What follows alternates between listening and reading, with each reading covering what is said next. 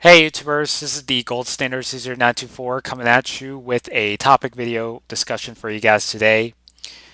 Now, recently, this has been the talk of the town the past week after what just happened on SmackDown Live on Tuesdays.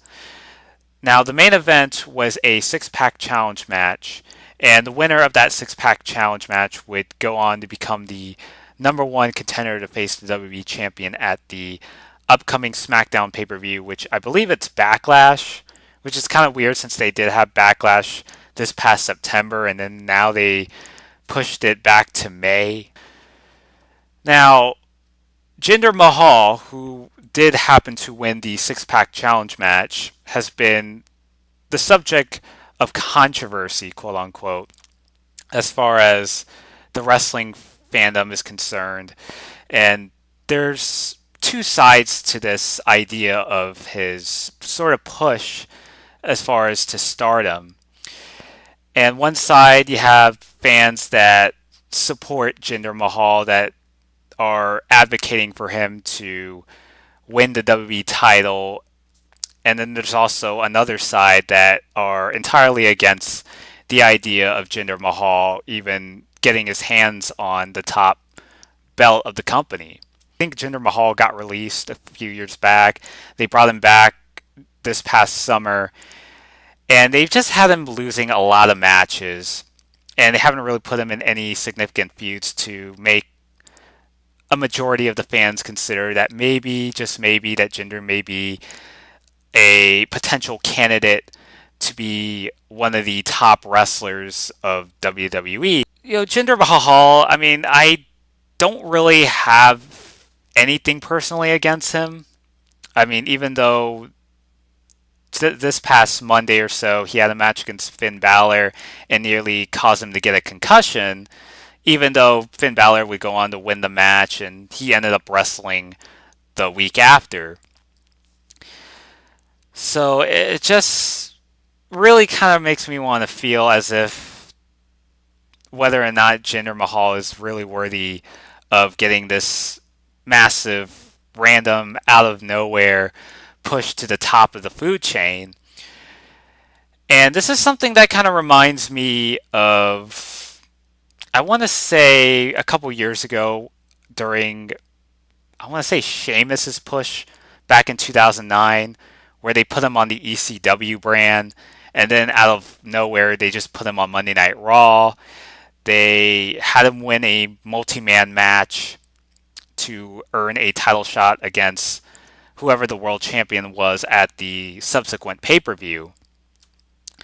And it kind of reminds me, with Sheamus and Jinder Mahal both winning a number one contenders match that involves, or whether it's a battle royal, whether it's a multi-man match of sorts like a fatal four-way, or in this case a six-pack challenge. I mean, there just seems to be some sort of similarities in some ways.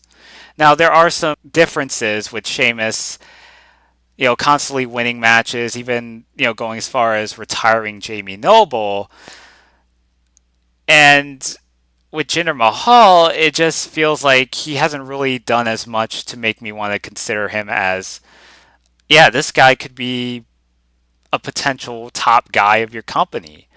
And especially when Jinder Mahal's been, coming up short in matches and hasn't really been utilized to his full potential, and not making it seem like he's like trying to present him in a way where he's a lot more intimidating, that he's been, constantly on a reign of terror. Sort of like, let me say, Mark Henry in a way, where he's just tearing the whole roster, everyone, destroying everyone in his path. I just don't really get that with Jinder. I mean, as far as the way that he's been booked, but I mean, I could see, like, in terms of his physical appearance, that he's definitely been exercising a lot and he looks a lot more buffer than ever. I mean, don't get me wrong there, but as far as just his, popularity and the momentum that he's had since he came back, it just feels very like something is very missing. Like, it's just been very underwhelming and lukewarm. He hasn't really had any defining moments per se. He was even on the pre-show and he lost that match, and now all of a sudden he's going after the world title, and not only that, but he's headlining a pay-per-view potentially. And it just doesn't even seem to make any sense to me. And feel free to disagree if you will, but so far I'm just not very warming up to this. I mean, now the whole point of this topic video is partially about Jinder Mahal, but it's also primarily a topic video concerning about massive pushes in professional wrestling. Now, in this case with big monster wrestlers, there are some exceptions to that rule. There have been wrestlers that have managed to win a world championship belt just several months after making their in-ring debuts. Like, for instance, you had Kane, who interfered in the Hell in a Cell match involving Undertaker and Shawn Michaels.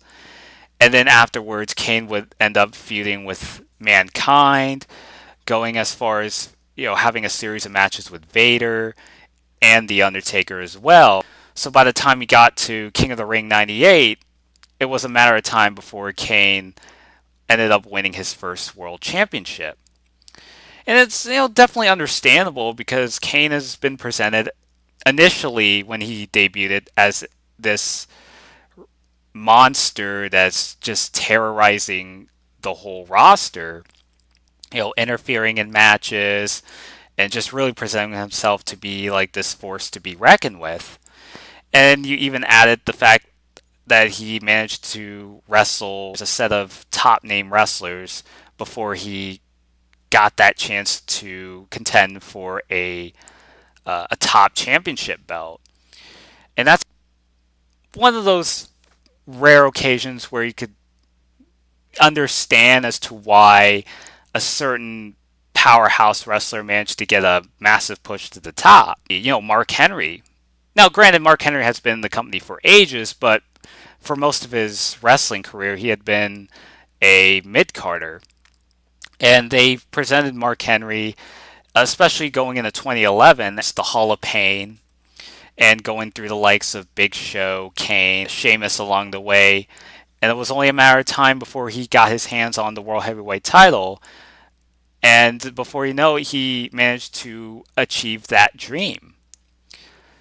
So we've had some monster pushes in the past as well. Even Brock Lesnar, who managed to win the undisputed WWE title at SummerSlam just 5 months after his debut.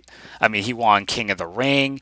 He dismantled a lot of wrestlers, including guys like Ric Flair, Hulk Hogan, even Rob Van Dam. So I remember when I was watching Brock Lesnar when he first arrived in WWE, I was really invested. Like, I really believed that Brock Lesnar was such a someone that you don't want to mess with, someone that you don't want to take lightly. And that's kind of one of the many pushes that really, I want to say, convinced me as a viewer that even though this wrestler managed to make it up the ranks in such a short amount of time, that it just really feels very believable for a wrestler to hotshot their way up the ladder and becoming the top champion of your company.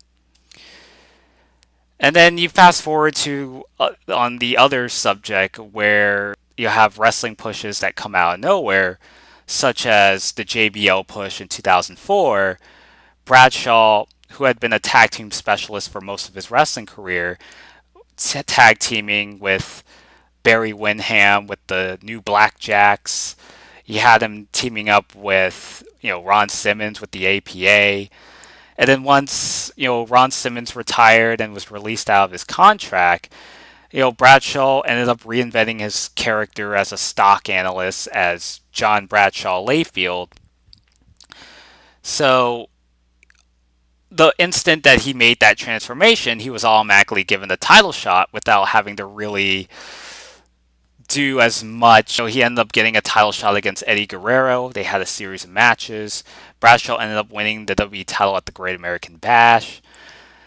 And we're going to agree to disagree as to whether or not JBL deserved the push that he got, or whether or not JBL's push was anything to look back very fondly on. But that's kind of one of those types of wrestling pushes where it kind of gives you that impression what Edge said in 2011 when he announced his retirement, that it's not the belt that makes the superstar, it's the superstar that makes the belt. My point is that when it comes to these types of wrestling pushes, especially with Jinder Mahal's case, it just really feels like a push that you honestly really have to think as to whether or not this will make or break for Jinder Mahal and his wrestling career. That's kind of the topic I really want to discuss about. Just a little small topic video, nothing to drag on necessarily. Just to want to give you guys some thoughts on what's been going on in wrestling, and particularly in WWE's case, as well as my thoughts on the Jinder Mahal push, and basically overall when it comes to massive pushes in professional wrestling. That's pretty much the purpose of this topic video, just to kind of give you guys a little bit of my thoughts, just to kind of share my opinion regarding this situation. So let me know what you think down in the comment section below. Tell me what your thoughts are regarding the massive pushes in professional wrestling, and whether or not such and such wrestler deserves like a massive push to the top, or do they deserve to work their way up the ladder. So let me know down in the comment section below. And until next time, this is the Gold Standard Caesar 924 signing out.